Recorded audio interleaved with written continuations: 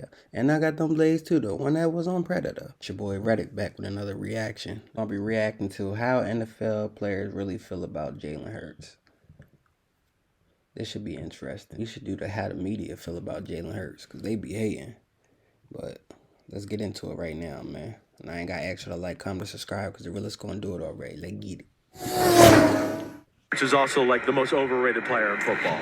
He plays quarterback for a team that's an all-star team. They have the best O-line. What do you say? I think Jalen Hurts is also like the most overrated player in football. He plays quarterback for a team that's an all-star team. They have the best O-line in football. It's not even close. Maybe the best duos at receiver in all of football. Just think, if you put some other quarterbacks in Philly, you put Kyler Murray there, you go, damn, Kyler's amazing. Is he the MVP of football? He reminds me a lot of Taysom Hill. Is he the most polished passer right now? No, but I think he can play a lot of other positions like Taysom Hill. Maybe some running back, maybe some wide receiver. I think he'd be a beast on special teams in the coverage unit. Bro, we got to win the chip, bro. First we got beat Washington today, then we got to win the chip. Polarizing quarterback on a polarizing team with a polarizing head coach. So you're not going to be surprised to hear that there were some intriguing opinions on him that we did find about him. I mean, hell, even when the dude does win, Hurts seems to lose, with team drama and fan criticism somehow always finding its way into the media. Yet in 2022, Jalen Hurts still managed to take his team to the Super Bowl and deliver a simply sensational performance, only to come out on the losing side. So in today's video, we're going to go over different times that players, coaches, and even analysts talk down about Jalen Hurts, and at the end of the video, even reveal the polarizing take that 49ers defensive end Nick Bosa has on Jalen Hurts. Because truthfully, everyone's still asking the question, is he a baller, or is he just benefiting from his surroundings?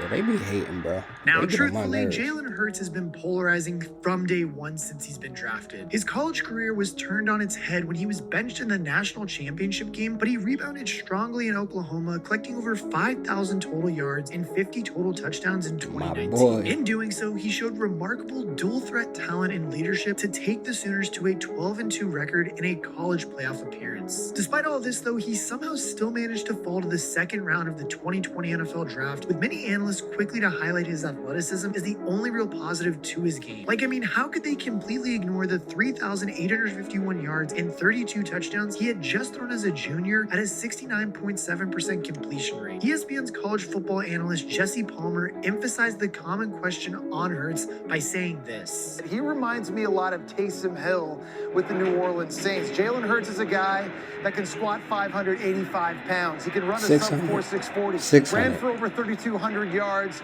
and 43 touchdowns in his career. Is he the most polished passer right now? No, but I think he can play a lot of other positions like Taysom Hill, maybe some running back, maybe some wide receiver. Bro, don't compare Jalen Hurts, bro. We winning. He'd be a beast on special teams in the coverage unit. And yes, you heard that right. Jesse Palmer suggested putting Jalen Hurts on the special teams unit. Like, remember, this is a second-team All-American quarterback who what was this dude thinking when he gave this take? Like, I mean, truthfully, this is the kind of criticism that has stuck with Jalen Hurts his entire career, to the extent following a wildcard victory over the Green Bay Packers this season. Analysts have been quick to focus on criticizing Hurts' performance rather than simply praising the Eagles for their win. Like, even I can't stand him. Chase get on my nerves, bro. He probably, you ever watch somebody just because they get on your nerves? That's why I watch Chase's tape. Daniel can be heard on the facility saying this. This is the type of performance that diminishes the argument that winning is a QB stat. Because the Philadelphia Eagles did not win because of Jalen Hurts. Yeah, the stats look great. Yeah, we sit up here, we praise him as a winner, and we're doing our job up here. We're trying to tell you what we see from 38 years of experience. And with Jalen, he has an issue pulling the trigger when stuff is open. And as usual, you can guess that Colin Cowherd had some words about this also. Like, again, just... Our low expense ratios allow us to take a differentiated approach. And deciding to focus on Hurts' performance in the playoff win rather than everything he did to help them win, he criticized the output from the Philly quarterback before going on to say this. Okay, so Philadelphia won, and I'm not sure I feel good about it at all. How can you have that offensive line, two excellent receivers, Dallas Goedert and Saquon Barkley, be at home and be 2 for 11 on third down and throw for 121 yards. That wasn't good. Bro, I hate the media more than I hate the teams, for real. Philadelphia, if they win the Super Bowl, will do the unthinkable twice. They'll win a Super Bowl with a coach we're not sure of and a quarterback nobody really loves. And don't get me wrong, because playoff football, you definitely do need to, there's going to be scrutiny. People are going to give their opinions about these guys, but this is the kind of stuff that Jalen Hurts has to deal with. Yes, he does need to pull the trigger quicker when seeing open receivers, and yes, he has had an up and down year, but this was a playoff win over a top tier defense, having just missed a couple weeks with a concussion. Oh, and for the record, he walked away from the game with 131 yards, 2 touchdowns, 0 interceptions, and only 2 sacks taken to go along with 36 rushing yards. And again, I do get that this is the playoffs, but for them to just go after Jalen Hurts and not focus on all the good things he did to help that team get the playoff win, it makes no sense. The matter of fact is that he protected the ball against a very tough defense, yet he still had to face all this criticism, and it kind of just proves the point that there's all this, for some reason, skepticism surrounding Jalen Hurts throughout his career. And perhaps this is what reflects the general benefit of the doubt given to quarterbacks taken so highly in the first round in comparison to the reluctancy to do the same for quarterbacks we went in the Super Bowl, bro. And later in the draft, like Jalen Hurts or even a Brock Purdy of a more recent example. After all, it's only been 3 years since Jalen Hurts was named the 3rd best player in the NFL by his peers. In that remarkable 2022 season, Hurts passed for 3,701 yards, 22 touchdowns, and just 6 interceptions to go along with 760 yards and 13 touchdowns on the ground. There were many NFL players who even had him first on their top 100 list, with Kenny Moore summing it up the best. Jalen Hurts is a great quarterback for this league. He's not really looking to scramble. He's a pocket passer. He's just able to use his legs. He got good legs. Exactly. Dual quarterbacks make the defense that they're going against a little undisciplined. You got to choose one. Either you're going to cover or get out of coverage to go tackle the quarterback.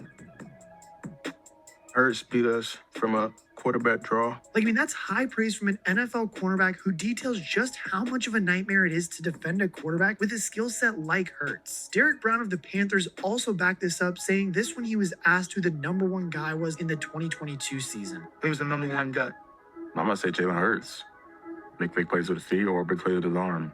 Take one away and he might kill you with the other. This is a special skill set that propelled the Eagles to a 14-3 record in a division title, which Hurts and company converted into a Super Bowl appearance. Then on the biggest of stages, Hurts delivered his absolute best, going toe-to-toe with Patrick Mahomes in an absolute thriller. Hurts completed 71.1% of his passes for 304 yards, 1 touchdown and 0 interceptions, while also adding 70 yards and a whopping 3 touchdowns on the ground. Unfortunately, though, as we all know, the 4-touchdown effort from Hurts somehow wasn't enough to get the job done, as the Eagles fell by 38 points to 35, but he certainly earned the respect of his opponents. Super Bowl MVP Patrick Mahomes couldn't have said it much stronger in his praise for Jalen, also reflecting on the journey his opposite number had undertaken. Yeah, if there was any doubters left, there shouldn't be now. The way he stepped up on this stage and ran through the ball, whatever it took for his team to win, that was a special performance that I don't want it to get lost in the loss that they had.